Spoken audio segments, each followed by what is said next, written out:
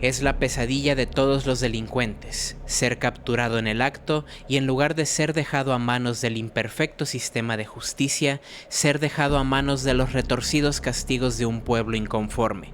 Humillación pública, amputación de manos, castración e inmolación son solo algunas de las formas más creativas de penitencia por fuera de la ley. Pero, ¿qué tal si existiera un método aún más vil? Un método tan humillante y doloroso que no solo sirve como ejecución, sino que su uso no es exclusivo al delincuente, sino también aplicable a toda su familia y generaciones venideras. Entremos al decadente mundo del autor Edward Lee y averigüemos la maquiavélica forma de justicia de las afueras de Virginia, en lo que ellos llaman Heather. ¿Está siendo visitado por la caravana obscena? Yo soy Juan Vizcarra.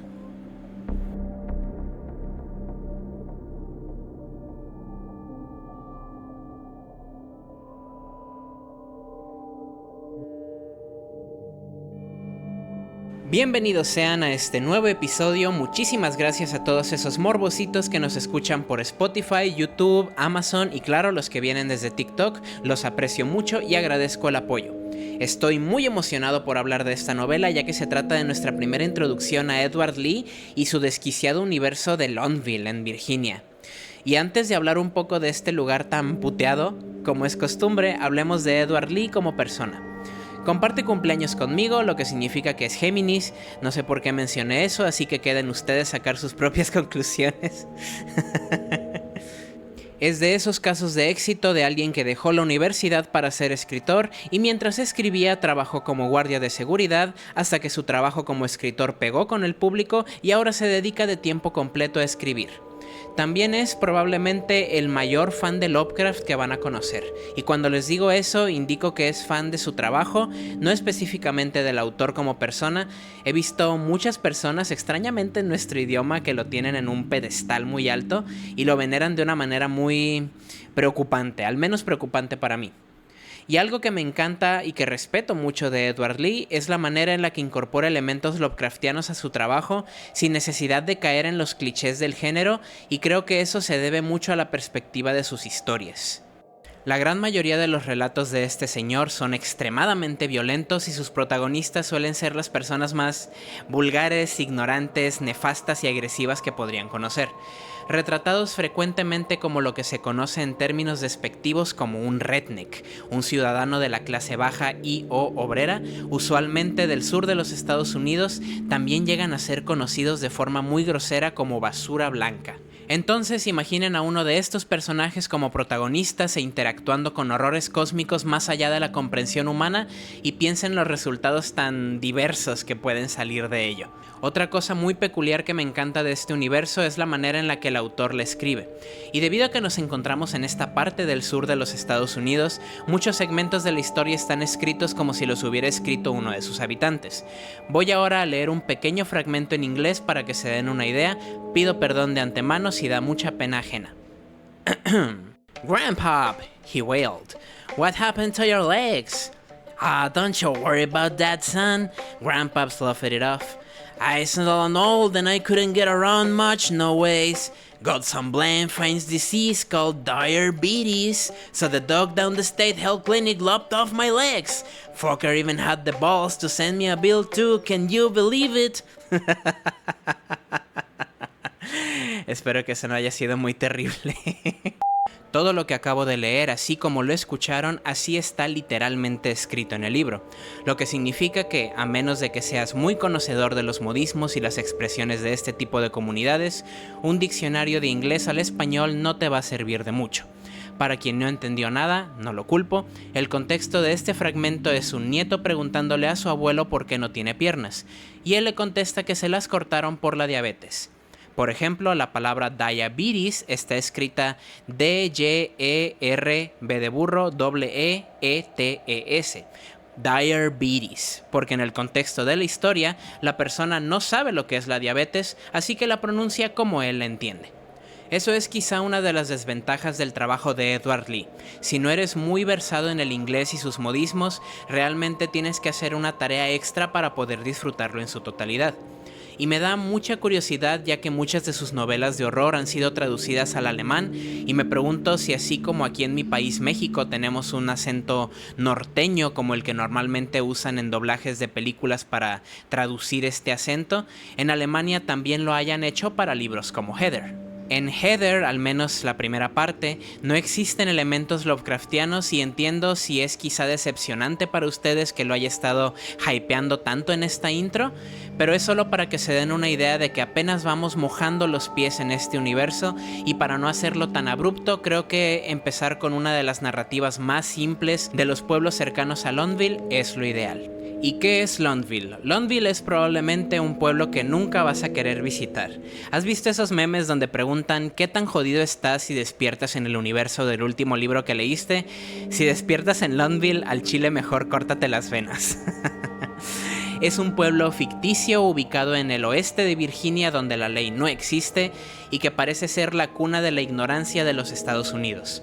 Racismo, fanatismo religioso, incesto, homofobia, xenofobia y misoginia son solo algunas de las nefastas prácticas cotidianas de este lugar. Y eso sin mencionar la apabullante cantidad de violencia y corrupción que plaga el pueblo y sus alrededores. Es también un pueblo que guarda muchísimos secretos sobrenaturales y que exploraremos en futuras novelas. Y ya que la gente del pueblo hace su propia ley, uno de los castigos a quien la quebranta es un Heather. ¿Y qué chingados es un Heather? Dejemos de hablar y vamos a averiguarlo. Este sumario contiene spoilers, descripciones muy gráficas y debido a la naturaleza de los personajes, lenguaje y perspectivas que se podrían considerar muy retrógradas y vulgares. Estos personajes son los villanos de la historia y si alguien resuena o empatiza con estas posturas aún sabiendo eso, pues qué pendejos. Sin más preámbulo, tomemos un viaje solo de ida a Londville, Virginia.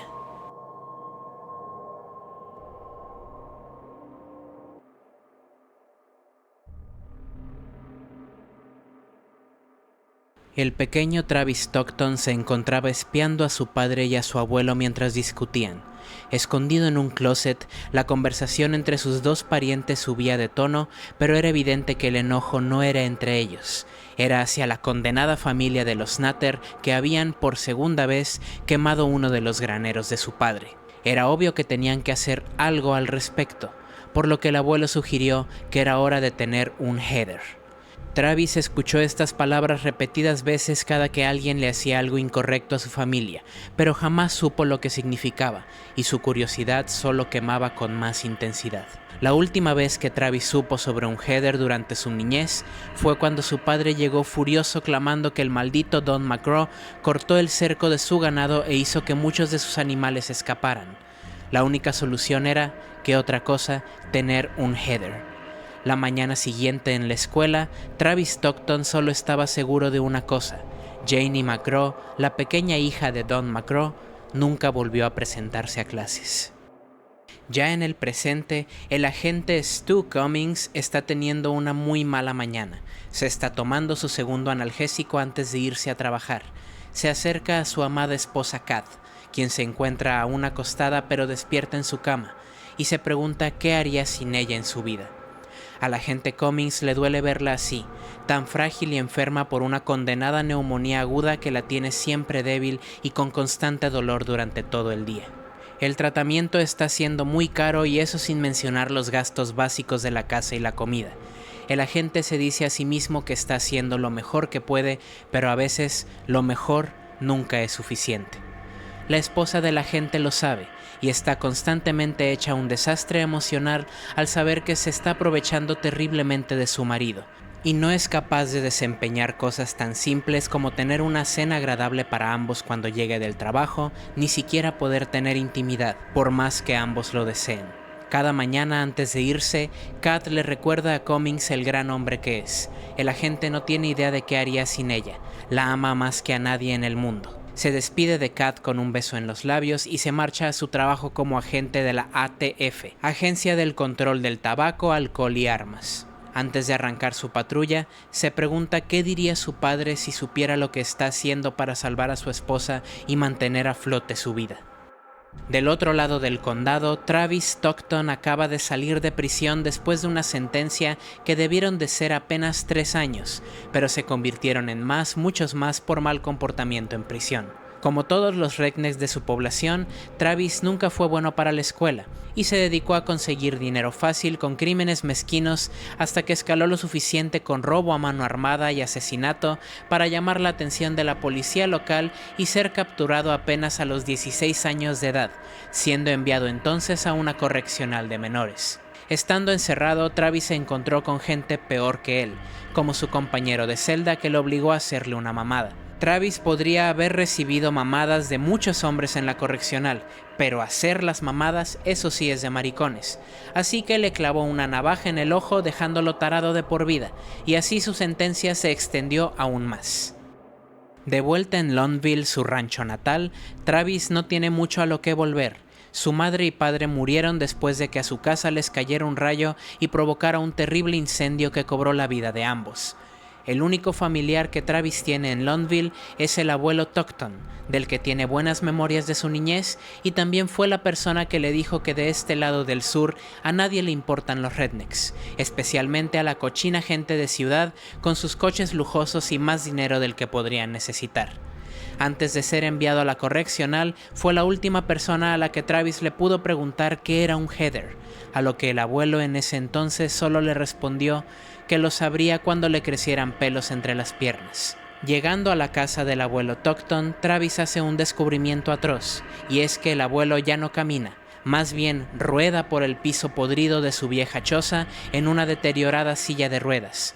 Hace varios años perdió ambas piernas por culpa de la diabetes y quedó en extrema deuda con los gastos médicos.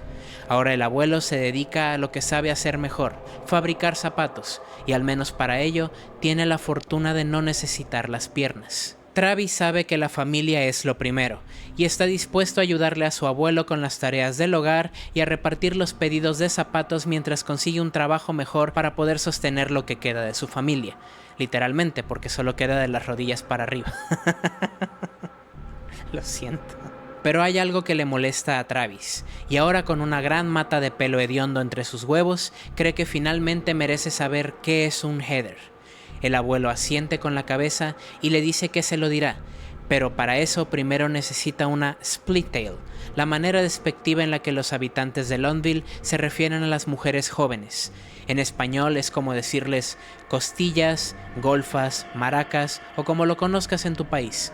No es un término agradable. Y la segunda cosa que necesita es un taladro circular. Mientras tanto, el agente Cummings se encuentra haciendo tratos con Spaz, el hediondo y pendejo traficante de alcohol local por el que ha estado cubriendo sus rutas de tráfico ilegal. El agente tiene que recurrir a este tipo de prácticas ya que después de 10 años en la fuerza policial ni siquiera le han ofrecido la promesa de un ascenso, y las medicinas de su esposa Kat se vuelven más costosas con cada cita al médico. Se tenían que tomar estas medidas o si no, el agente Cummings no quiere pensar en lo que le podría pasar a ella.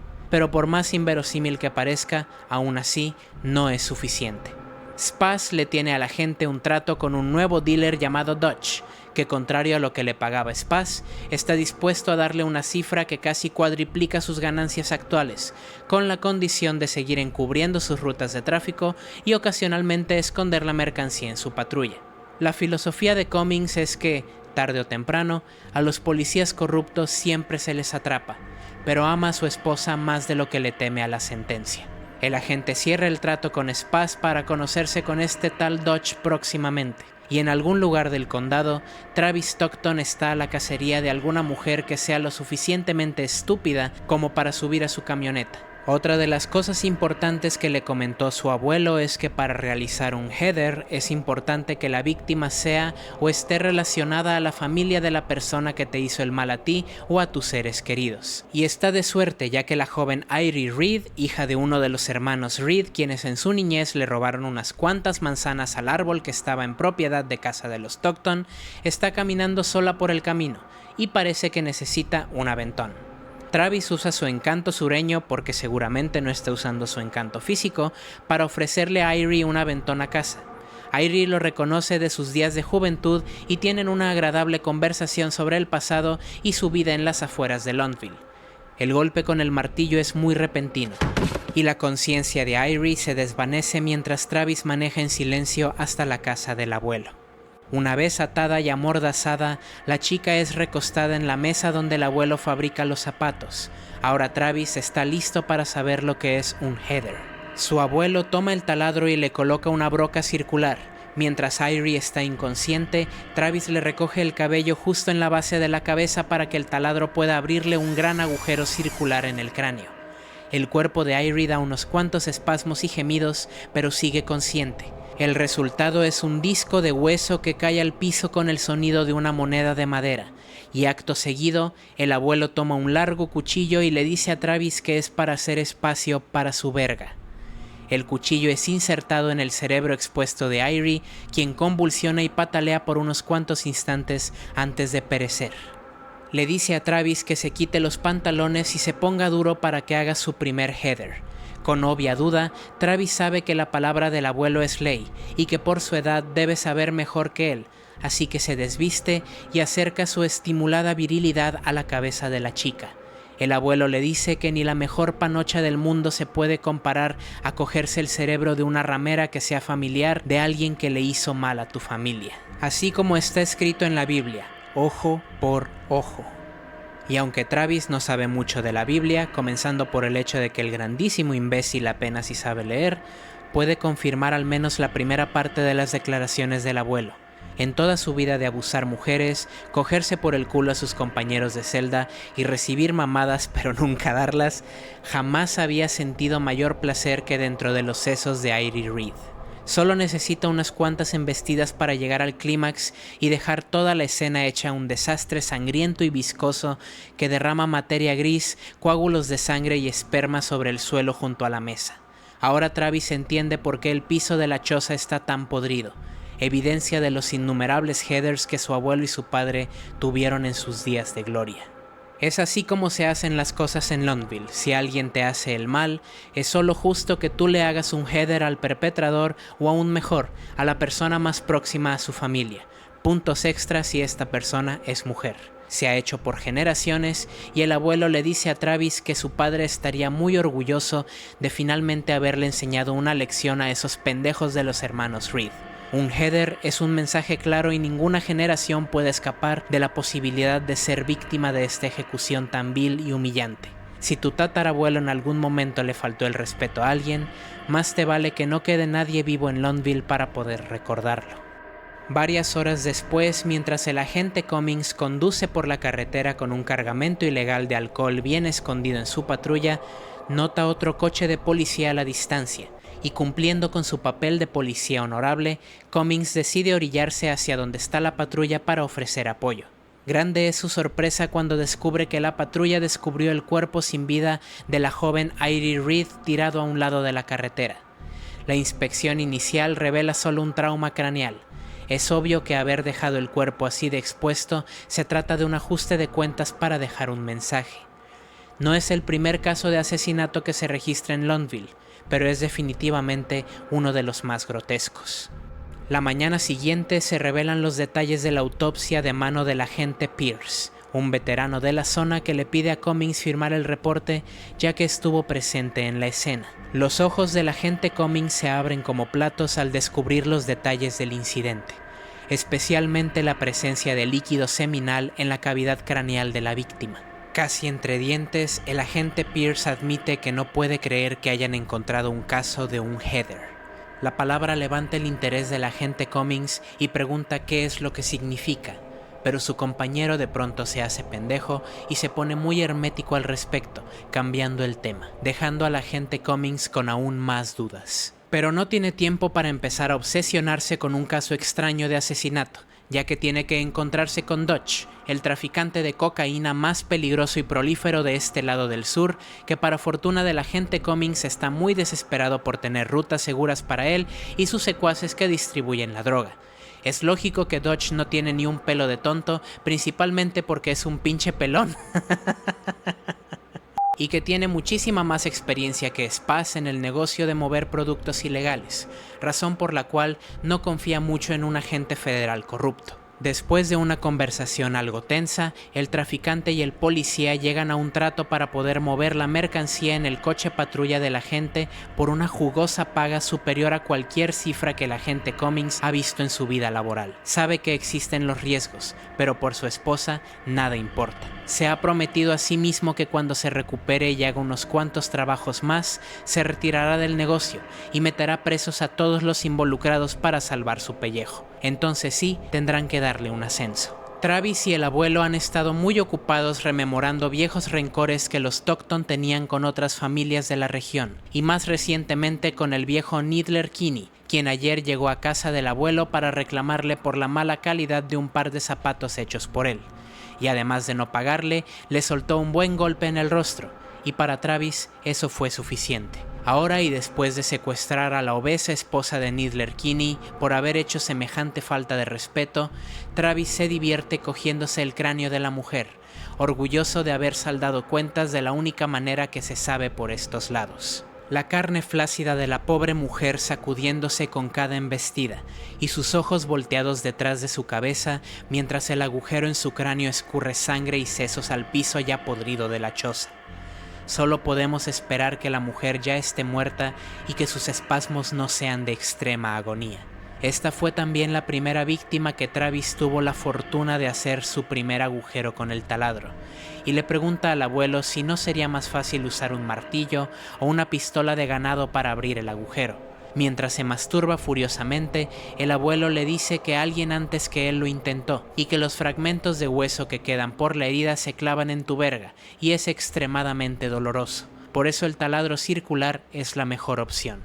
Travis está aún más convencido de que el abuelo es muy sabio. Y de pronto Travis se da cuenta de que solo él ha tenido toda la diversión mientras el abuelo Stockton solo se dedica a mirar. Solo hay una forma en la que Travis puede pagar la hospitalidad y la sabiduría que su abuelo le ha compartido. Levanta a su abuelo por la cintura y lo alinea al cráneo de la esposa de Kinney para que pueda tener el primer header que ha tenido en décadas. Travis usa su propia cadera para empujarla de su abuelo al ritmo necesario para darle placer hasta que llena los sesos de la mujer de su esperma amarillo y enfermo. Una escena que se ve incestuosa, blasfema y muy desagradable. El cadáver de Chessie Kinney, esposa de Needler Kinney, sería descubierto 2 días después en una zanja por el oficial Hamburgy, quien interrumpe la melancólica cena del agente Cummings con su esposa para ir en su auxilio. La esposa del agente no ha mejorado mucho, y las cosas están a punto de ponerse todavía peor, pues el Dr. Seymour le ha aumentado la dosis de medicamentos y de la noche a la mañana los gastos se han disparado casi al triple para el ya cansado oficial. Cansado de ver a su amada esposa postrada en cama durante todo el día, incapaz de abrazarla o hacer el amor con ella, cansado de tener que quebrantar la ley para poder mantener sus medicamentos, y cansado de estar recibiendo estas llamadas a altas horas de la noche sobre un asesinato con el mismo modus operandi de la última vez. Aunque parece que esta vez el criminal ha cometido un error, pues el ojo perspicaz de Cummings encontró una clara huella de zapato cerca del cadáver impresa en un truño de mierda de perro. Guiado por su sistema de justicia, Cummings acude a su compañero veterano Pierce nuevamente para decirle que tiene una pista sobre el asesino y perpetrador de estos horribles asesinatos. Pero Pierce se muestra tan testarudo como la primera vez y le suplica que por favor deje de hablar del tema, que él, viniendo de otro estado, no está listo para afrontar la forma en la que los rednecks de los alrededores ajustan sus cuentas. Pero la insistencia de Cummings finalmente hace a Pierce torcer la mano, revelándole la verdad sobre los headers. Son una práctica oscura pero muy real en los alrededores de la que, en un código no hablado entre la gente de Longville, simplemente no se habla mucho, pues cuando se realiza un header es por una buena razón que solo le incumbe a las dos familias involucradas.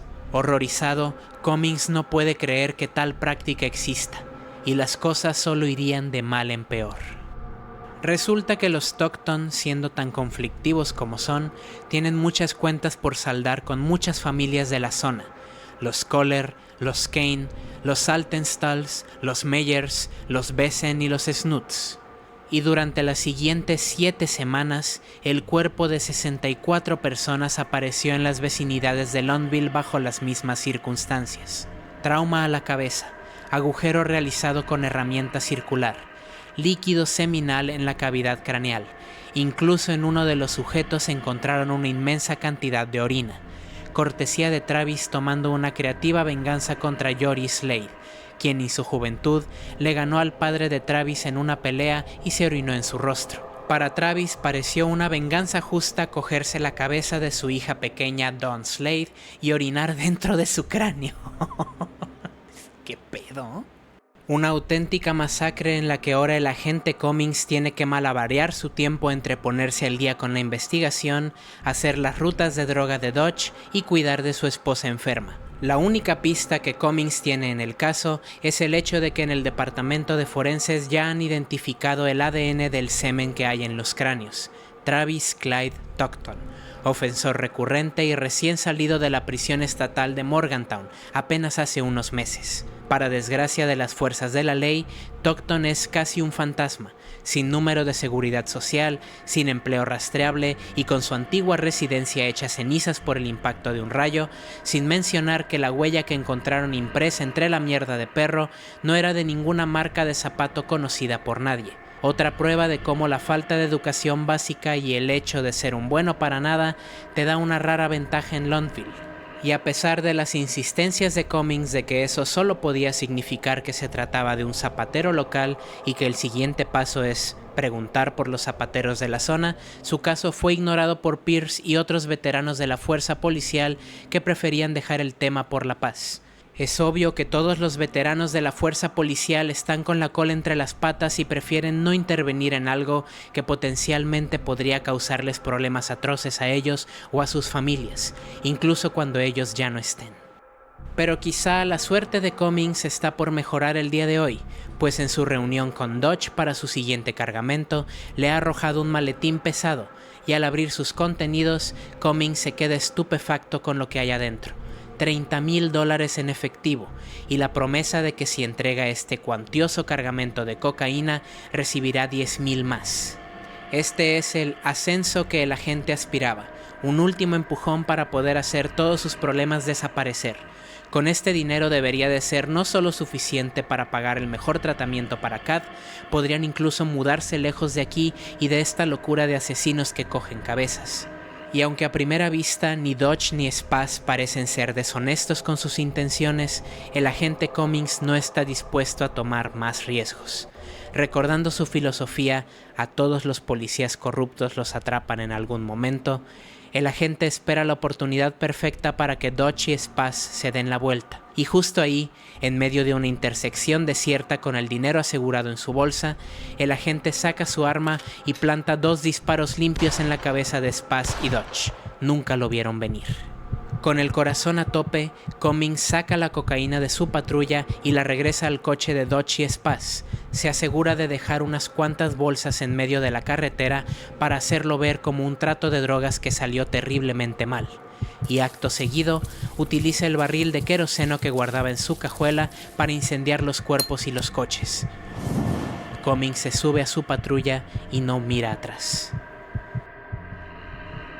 Hay una familia de la que Travis y el abuelo Tuckton no se han vengado todavía, y esa es la familia de los Caudill, una familia que durante mucho tiempo los Tuckton les guardaron rencor por robar las ovejas del padre de Travis, pero Travis sabía que siempre hubo algo más allá detrás de un simple robo de ganado. Y yendo en contra de su filosofía de sentirse emocional, ya que sentirse emocional es de maricones, Travis le pregunta a su abuelo cuál es la verdadera historia de los Tuckton con los Caudill, una historia que nadie le contó a Travis para protegerlo de sus propias emociones. Tybal Caudill y el señor Tuckton eran relativamente buenos amigos a pesar del robo de ganado. Tanto fue así que en una ocasión, Tybal se ofreció a comprarle a los Tuckton una propiedad con tierra infértil y con poco valor. El señor Tuckton aceptó a venderla en su totalidad sin saber que en el fondo de la tierra había depósitos de gas natural. Tybal vendió esa propiedad a una gran compañía y se volvió asquerosamente millonario de la noche a la mañana, dejando a los Tuckton en la ruina.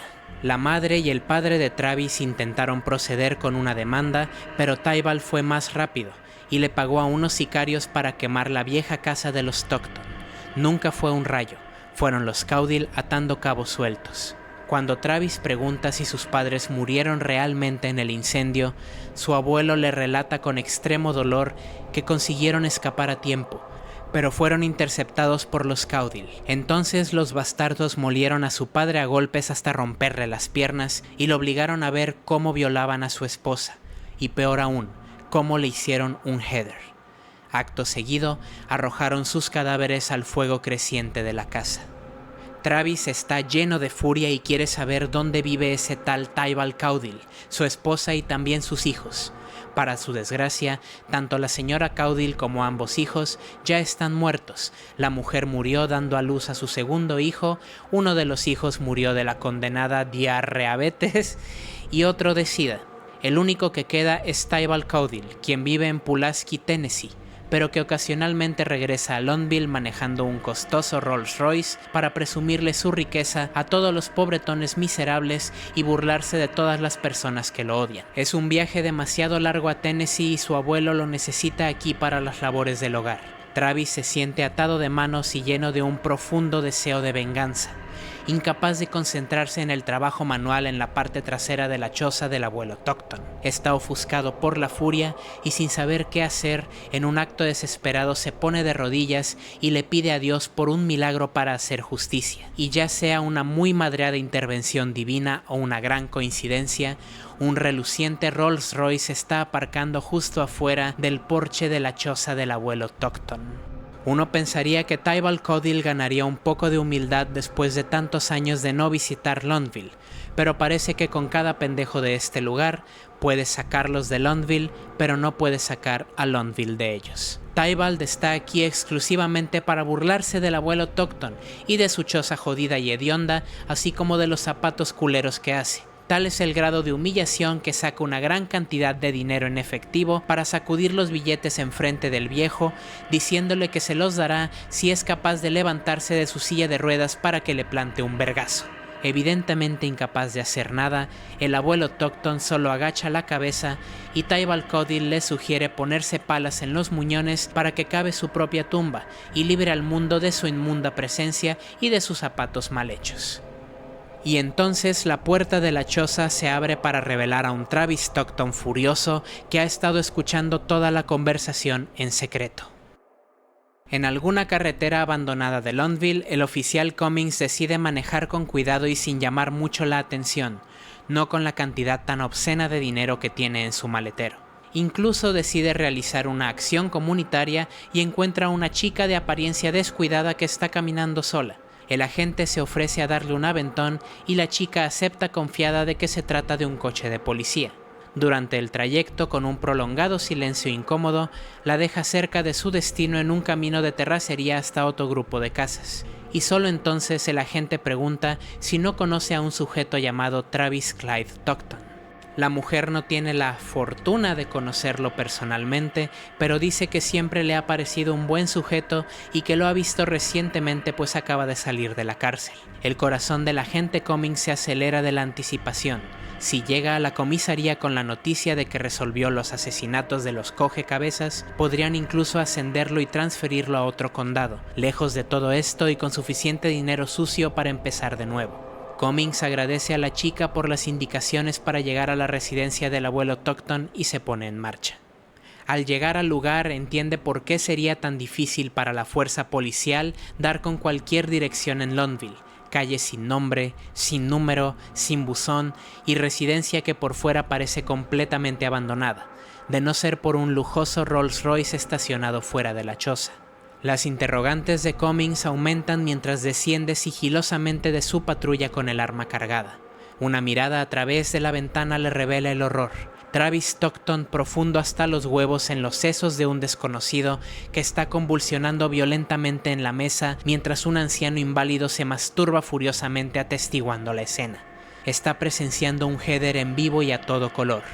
El estómago se le revuelve al ver cómo la materia gris y la sangre del sujeto agonizante está cayendo a chorros por la orilla de la mesa mientras Travis tiene los últimos estertores listo para el orgasmo. Casi con calma, Cummings entra a la habitación en silencio. El abuelo Tocton advierte de su presencia mientras Travis está eyaculando en el cerebro de Tybal Codil, y tan pronto como termina, una bala le atraviesa el ojo. Travis se desploma de espaldas sobre el suelo podrido mientras su verga aún escupe chorros de esperma. El abuelo Tocton grita retorciéndose en su silla y su alarido es interrumpido por otra bala que le divide la cabeza igual que un machete a un melón tierno. Cummings se queda inmóvil durante varios segundos. No puede creer que acaba de resolver los asesinatos de los cogecabezas. Por supuesto que no hay teléfono en la propiedad, por lo que tiene que dar las noticias personalmente. Con rapidez recoge la evidencia de la escena, el alargado cuchillo que usan para abrir los cerebros y el poderoso taladro circular con el que abren los cráneos. Los mete a su maletero y emprende el viaje a la estación. Con las torretas de su patrulla encendidas, el agente llega a la estación de policía para dar las buenas noticias, pero al llegar a la oficina de Pierce, solo es recibido por un sepulcral silencio mientras el oficial veterano y un desconocido lo miran fijamente. Le piden a Cummings que se calle un momento sobre los asesinatos y le informan que está bajo arresto. La segunda persona es el agente Stryker, que viene desde la capital. Resulta que todo este tiempo, Dodge, el pelón, era otro oficial de la ATF en un pueblo vecino y que estaba a la casa de los traficantes de la región trabajando como un agente encubierto, recolectando evidencia para incriminar traficantes y policías corruptos. Y Cummings mordió el anzuelo demasiado bien. En la pantalla de la oficina de Pierce, Cummings puede ver el ángulo de una cámara oculta en la intersección donde tuvo su encuentro con Spaz y Dodge, claro como el cristal. Cummings está estupefacto, sus acciones finalmente mordiéndolo en las nalgas. Solo queda una opción. Igual que la última vez, 2 disparos es lo único que necesita. El primero atraviesa limpiamente el pecho del agente Stryker y antes de que pueda reaccionar, el segundo pasa entre los ojos de Pierce, quien se queda inmóvil sentado en su silla, un hilo de tabaco y sangre escurriendo de su boca. El agente sabe que todo está arruinado. Lo único que le queda es el dinero sucio que tiene en su maletero. Da media vuelta y enciende su coche patrulla antes de que lleguen los refuerzos, y casi olvida que tiene a su esposa enferma en casa. El mejor plan que se le ocurre es subirla a la patrulla y llevarla a un mejor lugar. Llega a su casa para poder recoger a su esposa. Tiene que ser hombre para contarle todo lo que pasó. Contarle que es un fraude como policía y es un fraude como marido incapaz de poderla cuidar en sus tiempos de necesidad. Y ahora va a tener que escapar con ella en un coche de patrulla robado. Pero al abrir la puerta se da cuenta de que hay alguien más ahí. Entre risas y el pungente aroma a alcohol, Cummings entra con sigilo para encontrar a su esposa con el mismísimo Dr. Seymour, quien se supone es el que cuida de su neumonía crónica, misma que parece que está completamente ausente, probablemente jamás existió. Kat está completamente desnuda sentada en el sofá y esnifando una larga línea de cocaína de la mesita de centro, mientras los dedos del Dr. Seymour están bien profundos dentro de su vagina. Kat y el doctor bromean y se burlan de cómo el agente Cummings acaba de recibir un ascenso hace unos meses y que gracias a eso se pueden costear esta cocaína de tan buena calidad. Cummings ha escuchado suficiente. Patea la puerta para abrirla y un disparo entre las cejas le explota los sesos al Dr. Seymour. 2 disparos en las rodillas de Kat la dejan hecha un manojo de dolor y gritos. El agente está temblando de furia. Siente como el llanto se le acumula detrás de los ojos, pero hay una buena razón por la que dejó a su esposa incapacitada y no muerta. Derrotado, el agente Cummings regresa a su patrulla. Sabe que las fuerzas policiales no tardarán en llegar a su domicilio. Lo ha perdido todo. El agente enciende un cigarro y observa lo hermoso que es el día. Abre el maletero de su patrulla y saca solo un objeto. La punta del taladro circular que recogió como evidencia de la casa de los Tocton brilla contra el sol del mediodía. El agente Cummings termina su cigarro y entra a la casa.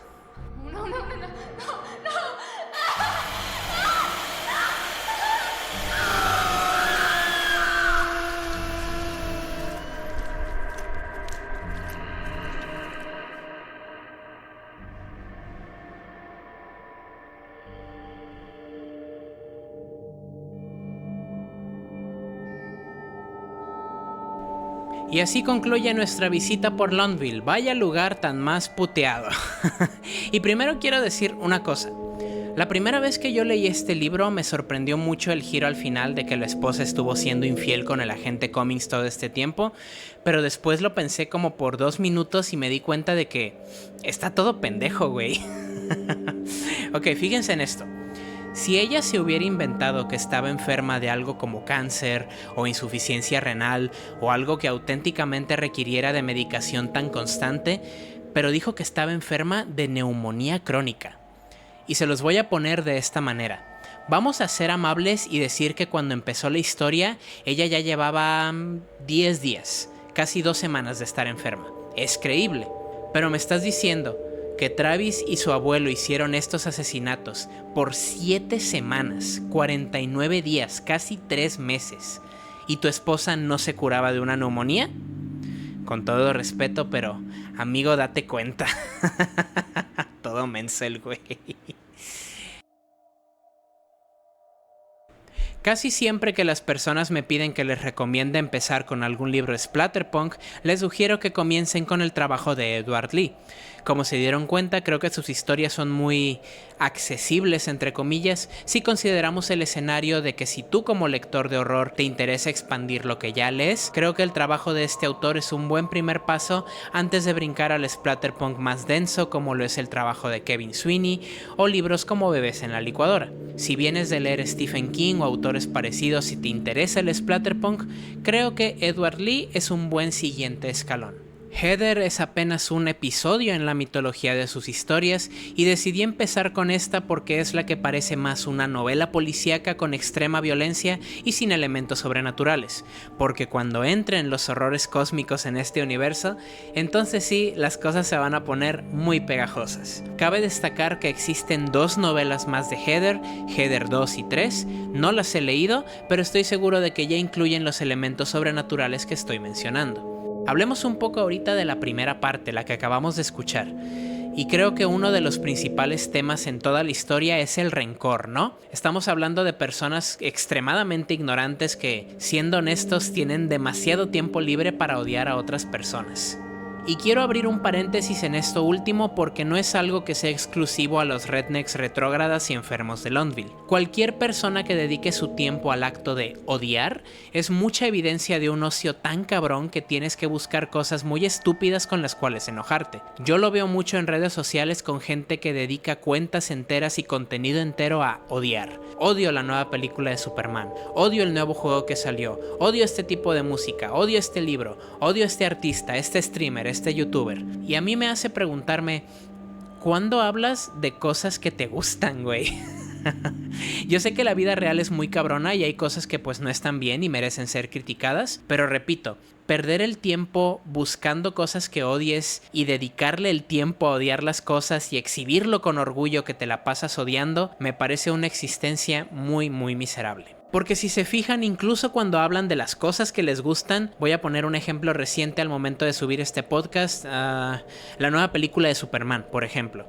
Incluso cuando hablan de que a ellos les gusta más la versión anterior de Superman, es solo para evidenciar cuánto odian la nueva versión y listan todos los motivos por los cuales la siguen odiando. ¿Sí me entienden? Todo es una competencia. No hay pasión detrás del acto de que les guste algo. Solo hay odio y rencor y pues, ¿para qué? Si algo nos puede enseñar Heather es que no tiene propósito. Nunca sale nada bueno del rencor y al hacerlo solo terminamos perpetuando el ciclo. También nos habla mucho de las consecuencias de una profunda ignorancia, porque pónganse a pensar que Travis cree que todo lo que hace está bien, porque su abuelo también cree que está bien. Para ellos es lo justo después de una falta de respeto.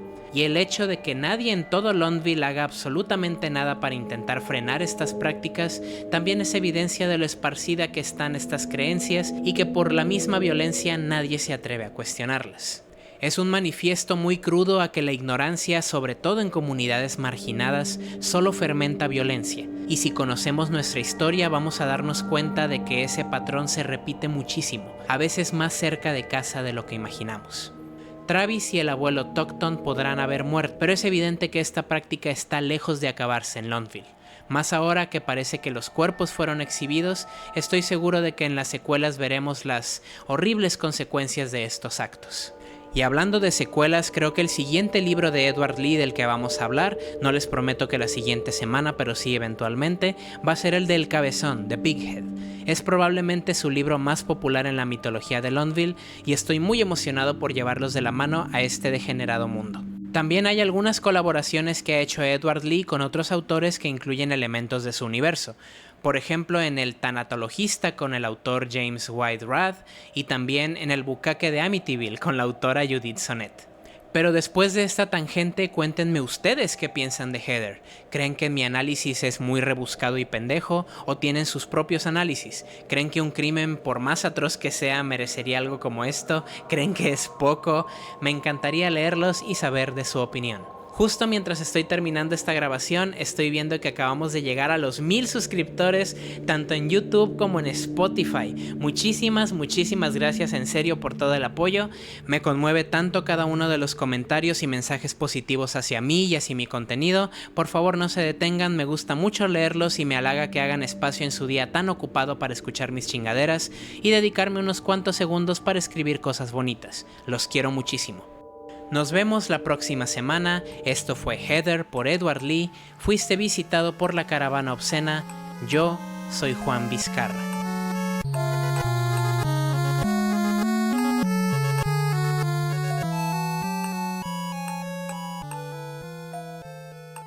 Soy Juan Vizcarra.